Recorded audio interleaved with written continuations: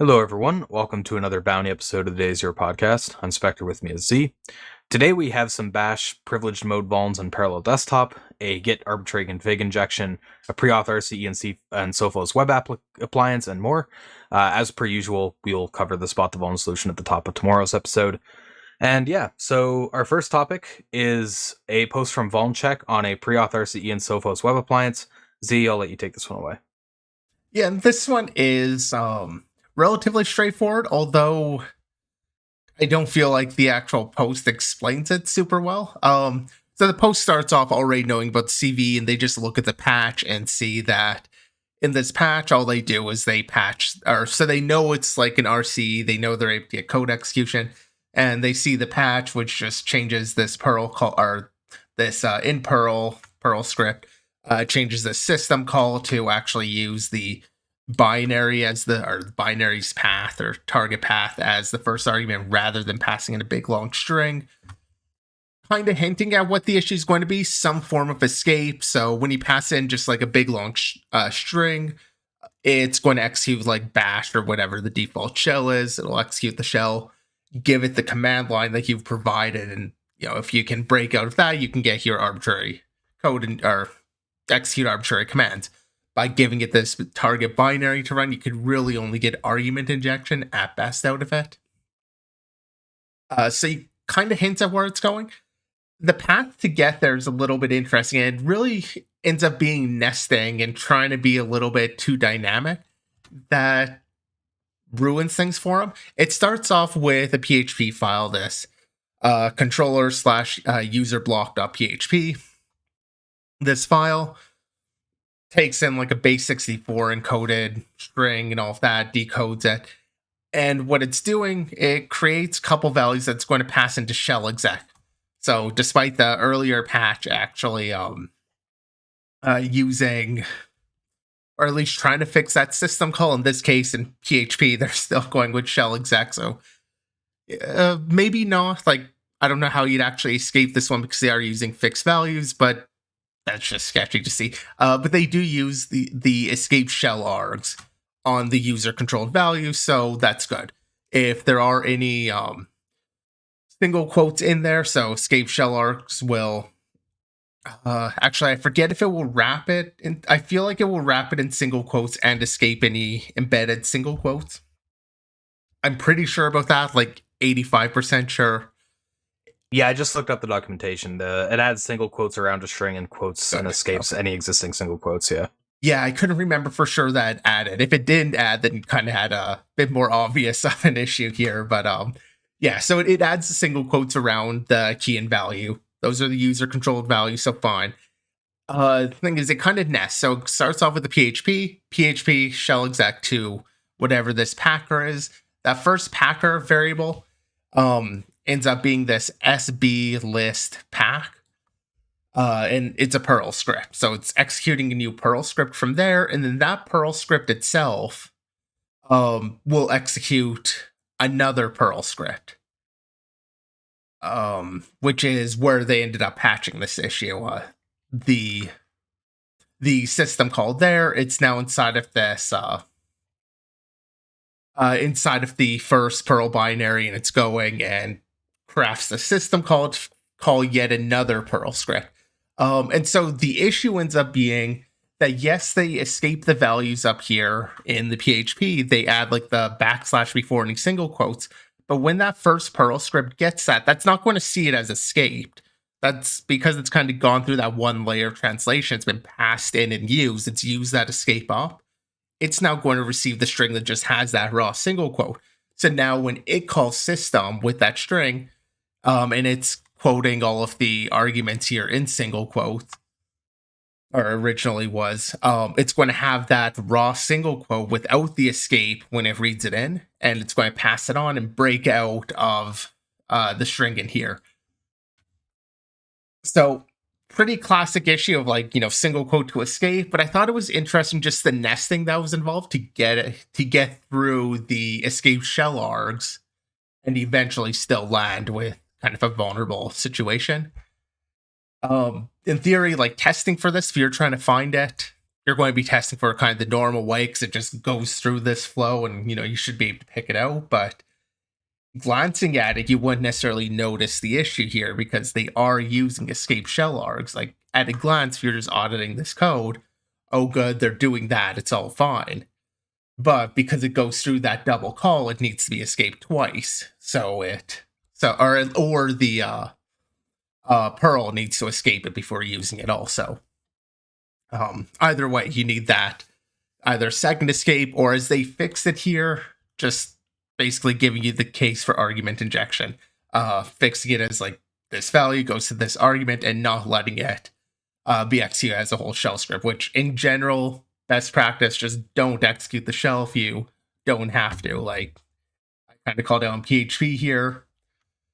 It might not be vulnerable in this case. There may not be an escape for like the key and value, but using shell exec is still a little bit sketchy to me. It would be better to do that a little bit manually, give it the specific binary to run, and all of the arguments, it just removes the possibility of escaping, whereas there's still something here, although they are at least apparently doing it correctly. Yeah, it seems to be somewhat more common with PHP, using, like, calling out to the shell to do this stuff. I guess just due to, how the language is designed and whatever. But yeah, it's kind of neat because you don't really see, like, PHP calling into, like, Perl in this way super often, or at least I haven't. But yeah, whenever you do, it's got to be something you look at pretty carefully because it's pretty easy to mess it up. So yeah, like this issue could happen if they were calling into anything, because at its root, the issue is just, well, I mean, part of it's just the Perl doesn't escape the argument. But also the first argument coming in there, like the double escaping aspect. So, I mean, if you were auditing the Perl, you should be able to notice this one, but yeah. all right, so up next from Ethiac, we have a pretty weird issue in Git that allows for arbitrary config injection from a logic issue and parsing of the Git config. And it all started when they were looking at Git submodules, which, for those who aren't aware of what those are, they basically allow you to have like recursive Git repositories. So if your repo shares some common code that you want to have, like you don't want to embed all that code in the repo, and you want to have it tied to like a specific branch or version of that or whatever, you can have a version of that Git repo be inside of yours via a Git submodule. And the way that works is the submodule is tracked in the Git config, and then whenever you do like a recursive clone, it'll do the lookup and clone the child repositories, and on the file system, it just looks like a regular folder. They're kind of neat. They can also be quite annoying to deal with at times. But anyway, in this case, they noticed some funny behavior if you had a Git submodule URL that was longer than 1024 bytes. Because it would actually create new sections inside of the Git config. So they thought this was pretty weird. They, dug into it, did some root causing. And what was happening there was there's this one particular function, which unfortunately it's not very easy to see if you're watching the stream, because it's just kind of in the smaller image.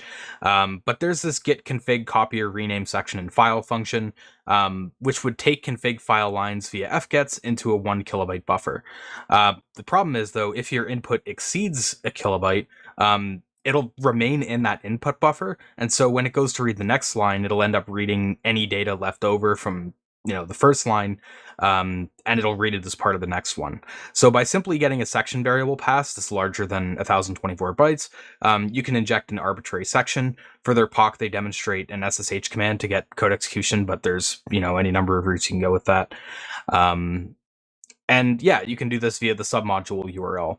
So it's kind of a funny bug. It would be kind of tricky to actually trigger this as an attacker, though, as is usual with these kinds of Git bugs, because it would require user interaction on the victim to like deinitialize or rename or remove a submodule that had a long URL to do this, which honestly, like, once you add a submodule, it's pretty rare that you're going to be like removing it or renaming it. So already, like, that scenario's somewhat far-fetched. So impact is somewhat mitigated there. That said, it's still a pretty interesting issue just in how it works, with like losing sync with the input buffer, basically. Yeah, I agree with you there. I thought that the fgets loop is relatively common because it is used for line parsing, because fgets does traditionally stop on a new line. So it's a sane belief that a developer might have that I call fgets, I get a line. Not thinking about that edge case of what happens when the line itself is too big to fit in the buffer, and kind of handling that case. Because effectively what's going on here is they're just not looking for that edge case where the whole line hasn't been processed, and fgets doesn't know what you're doing. It just knows, give me, this many bytes or a line. So it is the sort of bug that can appear elsewhere, which is why, I added it for the show to kind of highlight, even if you're not necessarily looking at a lot of like reading the C, just providing long lines as an input, you never know where this can just kind of show up. Yeah, for a lot of our bug bounty hunters, you're maybe not going to be running into fgets that often. At least not directly, but it does get used under the hood a fair bit. Various libraries will drop into C, so it is the sort of bug that can appear a little bit unexpectedly. So yeah, in this case, this particular get instance, probably not going to see too many in the wild exploits of it. Probably not going to be that reproducible in terms of like just hunting for that issue and finding a way to exploit it on a bug bounty program. But if you were to kind of look for this generic issue, just this fgets loop, that's something I could see showing up elsewhere. For sure. All right, so up next we have a Redash SAML authentication bypass, which Redash is like a data analysis and visualization tool, and I'll let Z get into this one. Yeah, and actually, kind of similar to the last one, what I thought was interesting here was more that this bug could definitely appear elsewhere, and not so much like this really specific case. Because the core bug here is really the XML sec1 binary. Its interface is a little bit surprising in terms of how it operates. And so this has been called out already with PySAML 2 6.1.0, which is the version that Redash is using. It's known kind of to be, or I guess all of the PySAML 2s before 6.5.0 are vulnerable to CV 2021 21239, which is basically this XML sec issue. And the XML sec issue has been noted going all the way back to 2013. There was a mailing list. There's an email that kind of shows this issue. And that's what I want to focus on rather than on the Redash aspect. It's just in trying to validate SAML. So if you're unfamiliar with SAML, we've talked about it a handful of times on the podcast.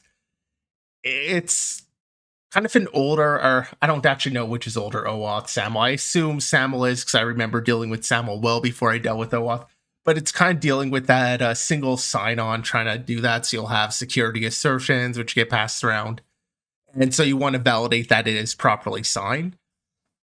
And so you would use something like the XML sec tool to pass in. They have an example here, XML sec -- verify, providing it the public key, and then giving it, the XML that's to be verified to check, is this okay? Is this verified? Makes sense. And you would expect this command line here with verify, you're giving it the command, you're giving it a public key to verify with and signed, and there's another one here where they provide the trusted PEM, so you can provide, the other cert, the root cert. So you would expect that it would perform that verification with like the cert that you're providing the argument. The problem is it's not, or at least by default, you can override that by the contents of the actual file. So even though you're providing this public key and saying, hey, verify this, and here's the cert to verify with, make sure it's signed by this, it'll look at that sign.xml, which is attacker control. The attacker provides the assertion from the identity provider.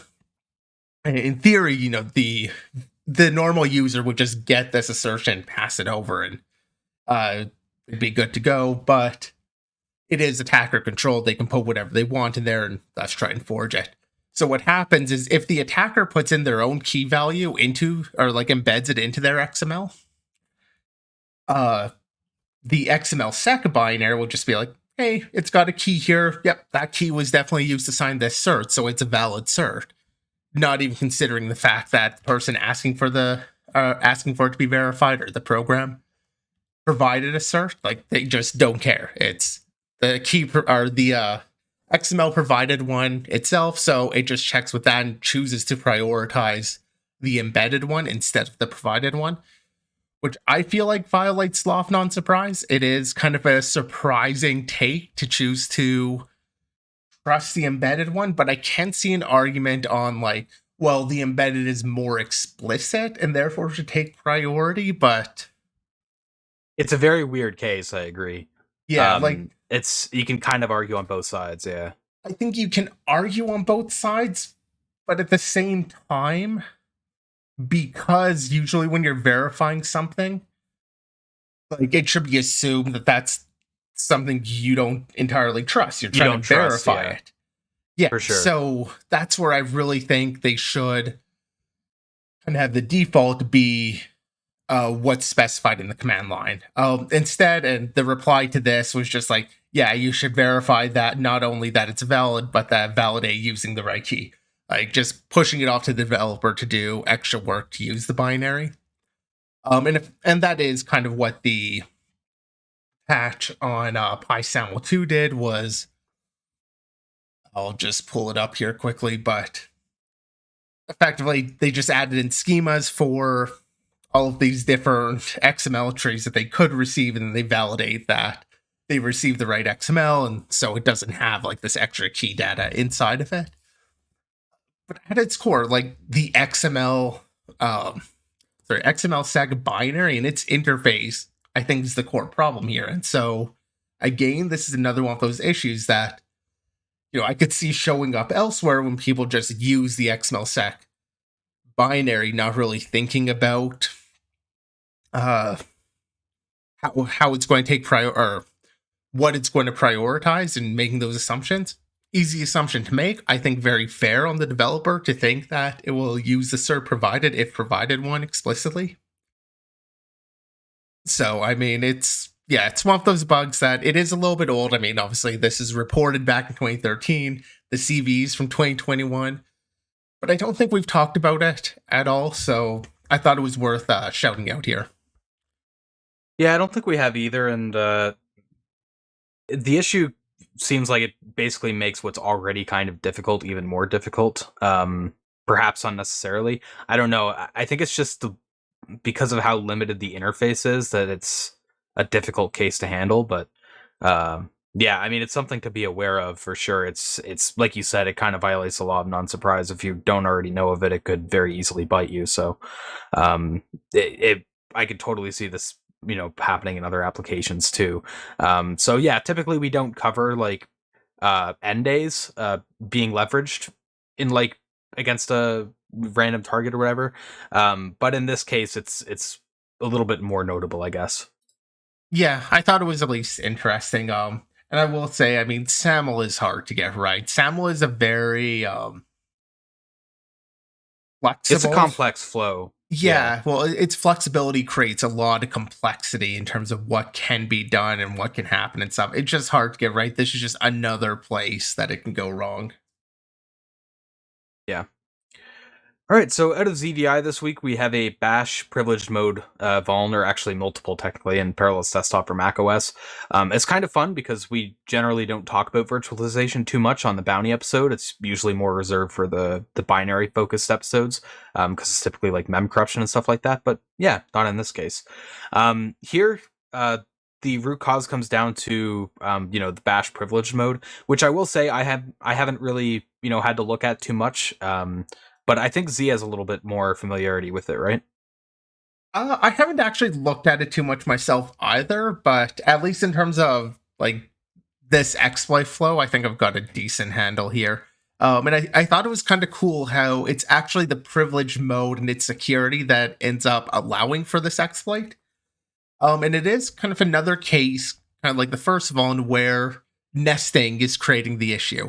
In this case, I'm really just going to talk about the first CV here, although they do have the couple in it. The first one I thought was kind of the main thing. So first of all, just about privilege mode itself, the idea is like if you have a setuid or setgid binary, which binary when you run it, it looks at the owner and runs with the effective user or group ID of the owner of the file rather than whoever is actually running it. So it can run with like higher privileges.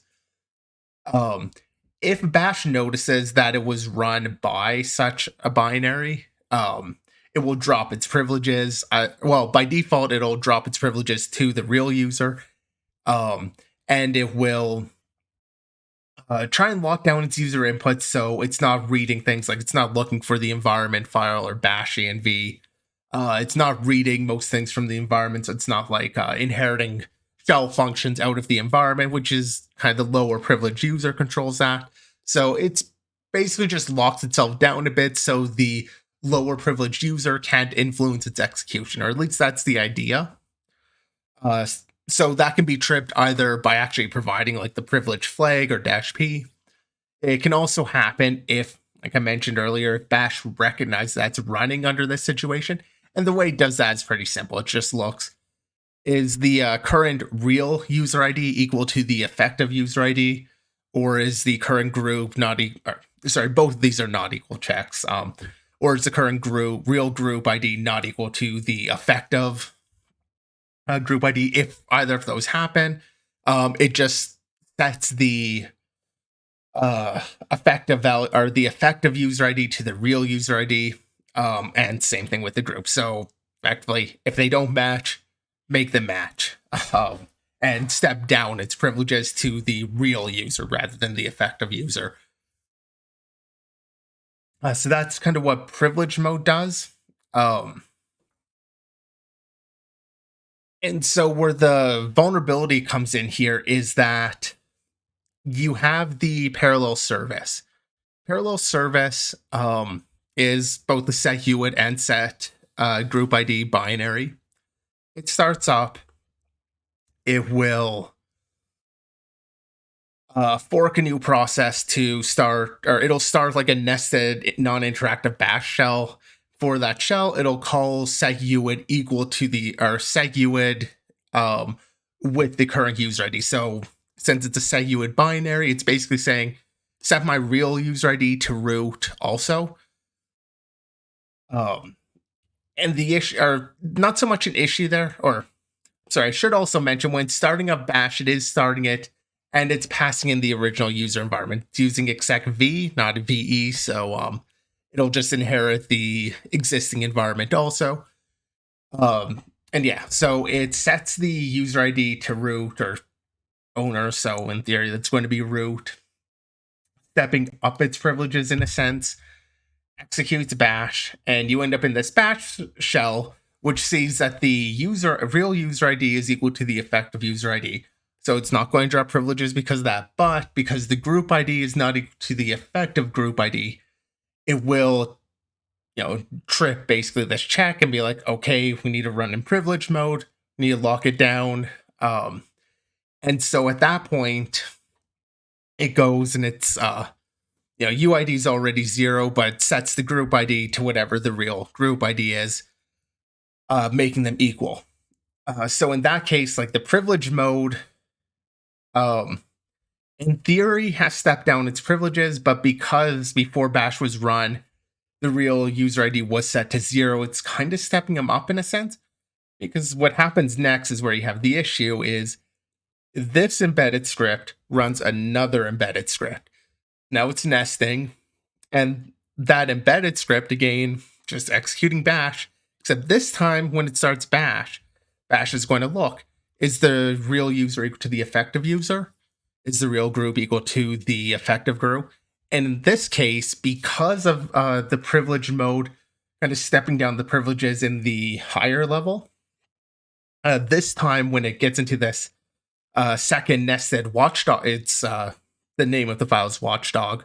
When it gets into that watchdog script, it's going to see, oh, these are equal, so it doesn't have to do anything. It is completely secure. This is just the actual user. It's actually root running this. And so it will start trusting the environment variables again that have been passed through all of these chains. And now that it trusts them, now you can just target, change. I think they changed or inherited the RM command. I forget which command they actually went for, but you can go a number of ways depending on what your binary is doing to overwrite any of the shell commands. But I thought it was a really cool vulnerability just because of that nesting. And ultimately, Bash stepping down its privileges is what allowed that nested one to actually run with all of the untrusted environment. It's a complicated issue, and it's one of those issues where I don't think you could easily catch it just doing a quick code review. Like, you have to really think about how these scripts are running and the context of which they're running in, like which privilege level are you currently set at and stuff like that. Like, yeah, it's a pretty interesting logical issue, and yeah, it would be hard to catch, I feel like. Yeah, I'm not sure. I mean, now that I'm kind of aware of that nuance, I feel like I could maybe look for that nested bash being run, because it's basically that second bash case that is going to have, well, as long as you're running with the real UID of 0, which is kind of a special thing that this one does that maybe not all programs would do. But assuming you've got that, like, it's that nested case that makes it vulnerable because of the step down privileges. So that is something you could at least be aware of and look for. Dynamic testing would probably be a little bit easier to detect this one with, setting a bunch of functions to some sort of, like, print some sort of canary value. And you'd probably be able to detect it that way rather than through code review. And for what it's worth, the other vulnerabilities that were a bit less interesting were just a bit more direct. Basically, they would run, and they weren't set to group ID binaries. So when the service would go ahead, and it's a different service, PRL update helper, when that would run its nested script, it would do the same, like set user ID to the effective user ID, so setting the real ID to root. And so Bash would just see them as equal at that point, and you didn't have to go through this nesting thing to get around it. It was just a bit more of a standard privilege escalation issue. Yeah, I thought the first one was more interesting than those two, but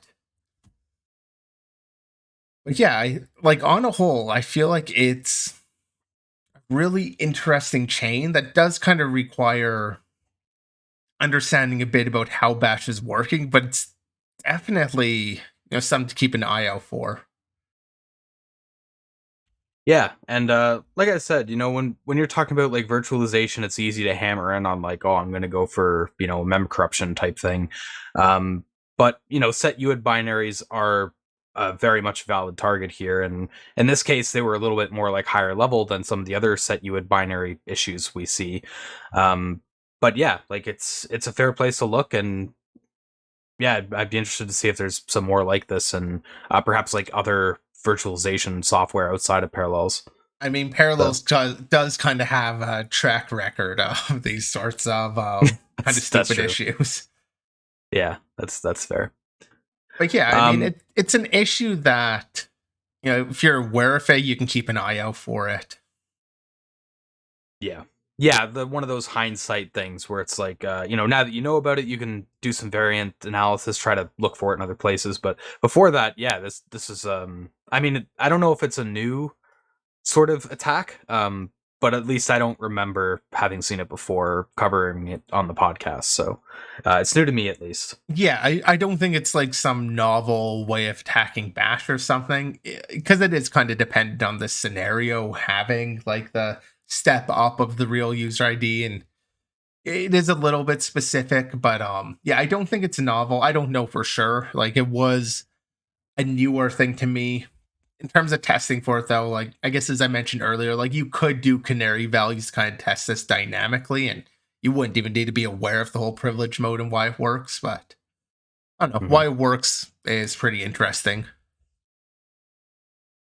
All right, so our last post here is out of Portswigger and details a CSP bypass that was found in Piwik PRO, which is like an analytics software suite that Portswigger was thinking of running themselves, and so they did an audit on it. So yeah, this is another one of those posts where it's not exactly a novel issue. They kind of took a CSP bypass from their cheat sheet and ended up using it. That said, there is some cool, things to keep you aware of, and I guess a good reminder. So yeah, Z, I'll let you get into this one, and then we'll probably wrap the show after that. Yeah, actually, I kind of consider this one to be a bit more of just a shout out towards this rather than a full topic that I want to dive into. So, I mean, if it's the case is that they're using script gadgets, which is something we talked about quite a while back with the research paper. I want to say, like, maybe it was during our very first season, like 2019. It was quite a while back when we talked about this idea of having script gadgets, which is kind of tying in even with the idea of code reuse attacks in binary work. So if you're unfamiliar, in the binary world, we have like non-executable stacks, so you can't just inject.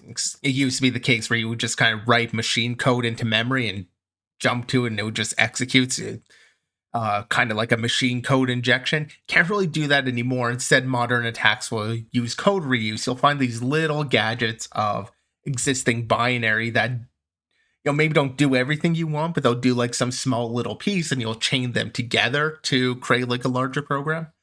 And so the idea of script gadgets, I think, is kind of cool in that if you run into that scenario where you have a CSP that you can't just inject your own code, you might be able to find script gadgets that you can use, which in this case are going to be things that so the way I've usually seen the way it's done here is you've got like some HTML you can inject that will trigger other JavaScript to run that then does something useful. So you're reusing the existing JavaScript. In this case, they just target in an Angular app, the ng focus, and the expression there. They're able to basically craft that in such a way. There's a little bit of trickery here that you can read about, like for creating the arrays, they get this alert in there. It is a little bit weird to create this alert, but yeah, you can read into that. But the fundamental idea of using these script gadgets, I think is cool. It's cool to see it actually being used. They actually link off to, I guess, a Black Hat talk where they're also using it, where it's been used. But I don't see that attack technique necessary too often, but it is cool to see. So I wanted to shout out this post, but yeah, some of the details I'll leave for you to go ahead and just read. Yeah, it's a good opportunity to shout out script gadgets. It's also a good reminder of, the ports for your cheat sheet as well. That's a pretty useful resource. I think we did give it a shout out on the podcast back when they first put it out, or maybe when they made an update to it. I forget exactly. But it's been a long while since we've, given a shout out to it. So definitely check it out if you're not familiar with it. I'm not sure if we did give a shout out to that one or not. We've talked about some of their cheat sheets, but I mean, they put out quite a bit. Yeah, I'll it's also a lot say, of actually, good research coming into Portswigger in general. yeah. I'll also mention that he talks a little bit about his process in looking for DOM access issues. And one thing that he does is, or one thing I thought was interesting that he does is he will change the DOM invader, which is kind of tool from Portswigger for finding like DOM string. So he'll use a canary, right? But he changes the canary to be an empty string. In which case it's just letting them to see all of the sinks that, anything goes into basically and see how they're getting used, which I thought was a nice little trick to keep in mind if you are testing for DOM access. He talks about that in like the second paragraph here, so you can get into it pretty quickly, but effectively just making the canary blank. Therefore, every string that gets used appears to have, and you kind of get the whole list of all of the sinks, which is useful to go in and audit it yourself. Yeah. So with that said, I believe we have 2 more shoutouts, and then we'll wrap up the show. I think these are both yours, Z, so I'll let you cover them, and then, yeah. Yeah, 2 shoutouts, 2 XSS, that the vulnerabilities in both of these cases are just straightforward. User input gets reflected from, somewhere. What I thought was interesting was the impact on these. The first one here is finding XSS in a million websites because cPanel is hosted, and there are a lot of instances of cPanel, and you can access, I guess, some of the cPanel endpoints just on whatever domain. It'll kind of hijack a few paths to go to the cPanel path, which means you can have an XSS in cPanel that impacts the hosting website or like the source website that has it on. And so yeah, they just found a pretty straightforward thing digging in through here a little bit. Gain straightforward access, but I did think that impact was interesting because cPanel is an interesting area to target. It's something that I'm sure like almost everyone who's been listening to the streams and stuff has probably seen at least once. Because it's like the most popular control panel software for like web hosting and stuff. So yeah, it's kind of fun to see it here. Yeah, and the second one, this one was a stored access on Snyk, and this one I thought was a little bit interesting, just because of how they decided to at least show an impact for it, rather than going for an access and trying to do things as the user, which maybe will be useful, maybe not, maybe they'll be logged in or something. But what they did was, so the vulnerability was you'd have your package uploaded, the README file would be parsed, and Markdown would be parsed out of that, including any HTML in that Markdown would just be used. So again, a straightforward XSS. But the way they decided to abuse that was on Snyk, you'd see the package and you would see this package health, which tells you, some information about security, its popularity, maintenance, community. Gives you some information about the library that, like, at a glance looks okay. And they use their XSS instead of targeting and gain any sort of action in Snyk. I'm saying this as Snyk. I might be saying that incorrectly, but SNYK. They basically use that to change their package health to make it look like it's a legitimate, very healthy package and widely used, despite the fact that it's not, so that somebody may go and install a malicious package thinking that it is actively maintained and a very healthy, well-used package, which I thought was an interesting way to go about it and to show kind of the damage without actually needing to just hijack an account or something. It's sort of similar to that Nintendo issue we covered not too long ago, where they were able to get their map or whatever in Mario Maker promoted to the front page. Sort of similar on like how the attack works, but obviously a bit higher impact here. Yeah, that was Mario Kart. Actually, they were able to get their race listed as like with the official races or whatever, so they'd be the promoted tournament to everybody. Yeah, tournament. Yeah, it's just another way of abusing it, using like what the application is for and using that against it, or using that to escalate. So, again, one of those things to keep in mind if you're looking for ways to escalate an issue. Sometimes you just need to look at a bit more of the logical aspect and how the application's used rather than just, some generic how do you escalate this issue to something. Especially in this case where a fair number of people are going to be using the application without being logged in, you do kind of need that some other sort of attack vector. So I like if somebody had this issue and were to exploit it, I could totally see myself falling for it. Looking, seeing, oh, it's a healthy package, and not really recognizing that it's an XSS.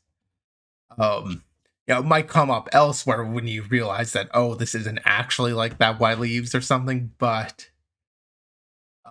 it's subtler than some other attack techniques. Yeah. Like I could definitely see myself falling for it. Yeah. All right, so that's all the topics we have for today. So, as always, thank you everyone who tuned in. Recent episodes can be found on Twitch, and all of them are up on YouTube, Spotify, Apple Podcasts, and more links off Anchor. Discord and Twitter links are down below or in the chat. And with that said, we'll be back tomorrow at 7 p.m. Eastern, 4 p.m. Pacific for binary topics, and we'll see you then.